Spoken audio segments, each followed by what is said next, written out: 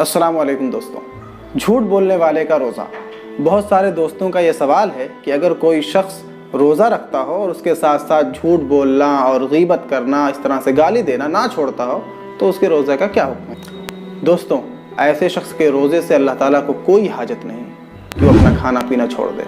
ऐसे शख्स का रोज़ा ज़ाया और बर्बाद है। रसूलुल्लाह सल्लल्लाहु अलैहि वसल्लम ने फरमाया कि मन लम यदा क़ौल अज़्ज़ूरी वल अमल बिही फलैसा लिल्लाहि हाजतुन फ़ी अन यदा तआमहु व शराबहु, कि अगर कोई शख्स रोज़ा रखने के साथ साथ झूठ बोलना, उस पर अमल करना ना छोड़े तो ऐसे शख्स के रोज़े की अल्लाह ताला को कोई हाजत नहीं कि वो अपना खाना पीना छोड़ दे।